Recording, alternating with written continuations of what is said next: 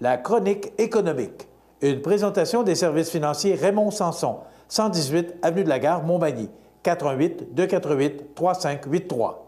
Eh bien voilà, c'est notre ami Maxime Bernier qui est là ce matin. Bonjour Maxime. Bonjour Michel. Ça va bien? Oui, je vais te souhaiter de bonne année, vu que c'est la première fois qu'on se voit. Oui, ben oui. Santé, puis c'est le plus important. Et surtout, ben, dans une chronique économique de la prospérité. Oui, ça c'est l'important. C'est bien Je pense qu'on va en avoir un peu. Pour les premiers 6 mois, ça devrait bien aller, point de vue prospérité économique. Ouais. Content de t'entendre. Super. Maxime, on parle d'assurance prêt hypothécaire aujourd'hui. Oui, c'est ça. Je sais que Raymond il en a déjà parlé, mais vu qu'on est en 2007, ben, c'est bon de faire un petit récapitulatif de ce que c'est l'assurance prêt hypothécaire, puis versus une assurance vie qui est détenue personnellement par la personne.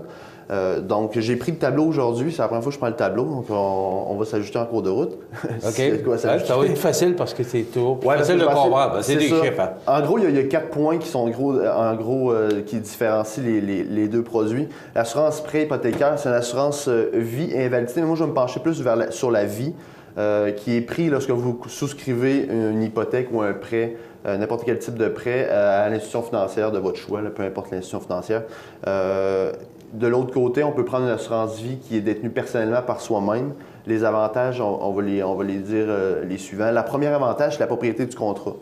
Okay, l'assurance vie détenue personnellement, bon, on le sait, hein, le propriétaire du contrat, ça va être soi-même. Donc, exemple, si on prend toi, Michel, bien, ça va être Michel Montminy qui est propriétaire du contrat.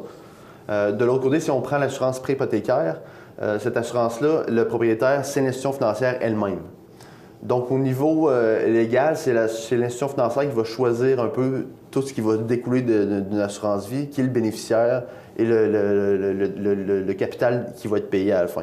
Si on y va, premièrement, le capital d'essai d'une assurance vie, si la personne décède, le capital d'essai d'une assurance prêt hypothécaire va être décroissante. Ce que je veux dire par là, c'est qu'elle va seulement payer le solde du prêt hypothécaire ou du prêt qui était... Donc, ça assure que le prêt. Oui. Et c'est le sol qui est payé en entier, donc la propriété tombe claire aux héritiers, mais ça n'assure que le montant du prêt restant. Ne tombe pas clair aux héritiers pour l'assurance prêt, va tomber. Le bénéficiaire, on va le dire tantôt, c'est l'institution financière elle-même qui est bénéficiaire du contrat. OK.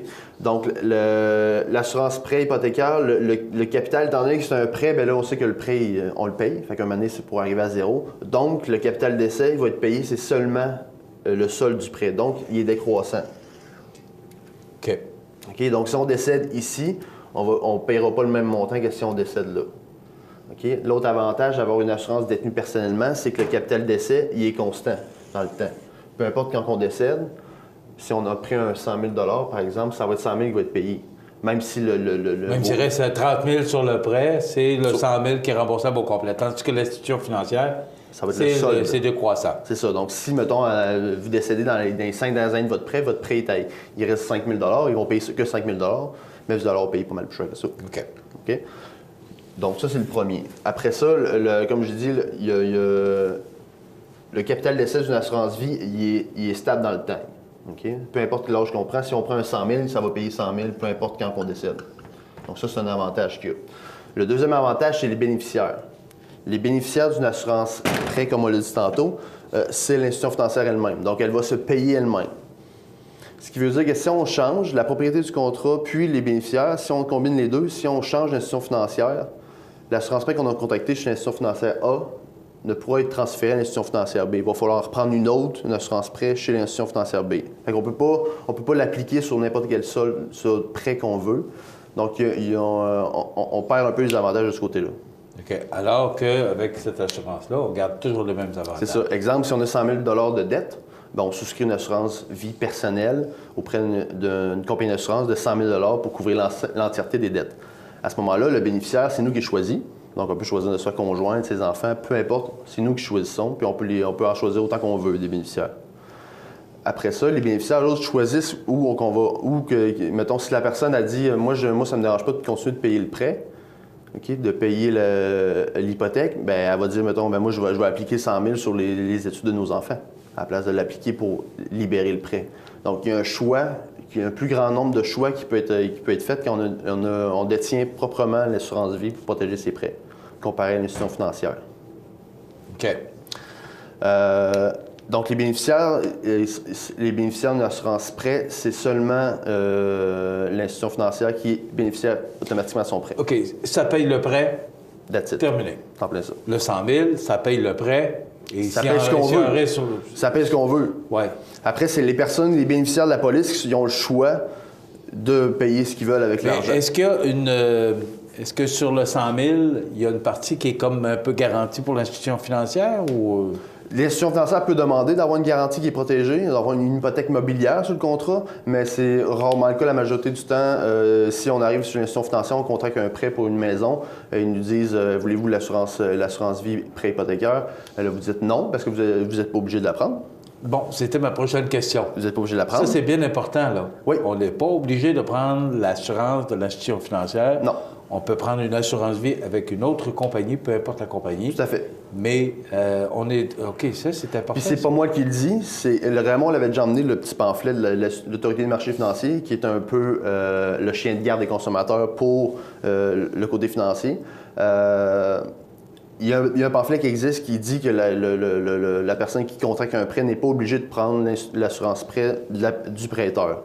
Puis ça, c'est pas juste pour les prêts hypothécaires, OK? Ça peut être pour un auto, ça peut être pour une carte de crédit où il y a plein d'assurances prêts qui sont admissibles sur le marché. Mais vous n'êtes jamais obligé d'en prendre une, ça, je tiens à le dire. Vous avez le pouvoir puis le privilège de choisir votre assureur pour contracter le prêt, pour protéger vos prêts. OK. De l'autre côté, je voulais rajouter que l'assurance prêt, il y a aussi un côté d'invalidité, normalement, qu'on va rattacher à ça. Ce côté d'invalidité-là, vous n'êtes pas non plus obligé de le prendre. Vous pouvez également le contracter chez un assureur, une compagnie d'assurance et non chez l'institution financière également qui est faite. Donc, si vous avez des questions, n'hésitez pas à nous contacter au bureau. On est très, très bon pour travailler ça. C'est une de nos grandes forces de pouvoir faire épargner de l'argent aux personnes, à nos clients. Je tiens à le dire aussi, l'assurance prêt, il est tout le temps contracté. Quand vous allez chez l'institution financière, là, mettons, ils vont vous dire votre taux d'intérêt avec assurance, il est, mettons, de 3,2. Ils vont vous dire, mettons, le taux d'intérêt sans assurance, il est de 2,8. J'ai beaucoup de clients qui disent, ben écoute Max, 0,4 c'est pas grand-chose, tu sais, 0,4 sur 1000 pièces que je paye par mois, c'est pas énorme, mais c'est pas calculé comme ça, c'est pas aussi facile que ça. Souvent, une personne 35 ans qui contracte un prêt normal va payer entre 80 et 100 $ par mois sur son paiement hypothécaire seulement pour les assurances prêts. OK. Donc, je vais vous dire que... Donc, c'est beaucoup plus dispendieux, ce que je comprends, de le prendre comme ça. Parce qu'ils cachent. C'est ça, ils cachent comme en disant, mettons, ils font un écart en disant ça te coûte juste 0,4. Mais 0,4 par mois sur 25 ans, ça fait une grosse différence. Du solde à payer? C'est ça. OK. Ils calculent sur le capital départ, mais après, il y a une décroissance. Par contre, c'est tout le temps plus favorable de contracter. Monétairement, vous allez beaucoup vous avantager de contracter une assurance personnellement, qui peut être auprès de n'importe quelle compagnie d'assurance, mais c'est tout le temps plus avantageux de le faire comme ça. Souvent, moi, je vois les clients, ils prennent une assurance, ils gardent les mêmes paiements. Mettons, ils payaient 500 $ par mois. OK? J'y enlève l'assurance prêt, donc ils continuent de payer 500 $ par mois. OK, puis son prêt hypothécaire, souvent on voit qu'il va payer son prêt hypothécaire sur 2 ou 3 ans plus rapidement, seulement en enlevant l'assurance prêt. Et ça, c'est une assurance qui est croissante, tandis que là, on paye, mais on garde toujours le 100 000. Donc, quand le prêt hypothécaire est terminé, on a toujours notre assurance de 100 000. C'est ça. On a beaucoup plus de flexibilité avec une assurance prêt personnellement, parce qu'on peut l'appliquer sur n'importe quel prêt, dans n'importe quelle institution financière. Et peu importe l'institution financière, on peut aller vous voir, on contracte un prêt de 100 000, on peut donner une partie en garantie. Est-ce que l'institution financière accepte? Il n'y a pas de problème? Pas de problème. On fait une hypothèque mobilière à ce moment-là, mais je vous dirais que c'est très, très rare qu'on va le voir, ça. OK. Puis l'institution financière, vous arrivez avec dans le fond, vous pouvez arriver avec votre assurance vie. Dites, mettons, moi j'ai l'assurance vie, mais l'institution financière ne vous donnez jamais une garantie de votre assurance vie pour votre prêt hypothécaire, à moins que l'institution financière vous le demande. OK. Merci beaucoup, Maxime Bernier, des Merci à services vous. financiers et bon sens. C'est très intéressant. Donc, c'est toujours la même chose, hein, c'est que avant de faire quoi que ce soit, demander conseil à ces professionnels qui connaissent leur affaire. On est là pour ça. Voilà. Merci beaucoup, Merci. Maxime Bernier, des services financiers et bon sens. 248-3583, avenue de la Gare Montmagny. On s'arrête dans quelques instants. Les anniversaires IGA et les belles histoires de la Côte-du-Sud suivent.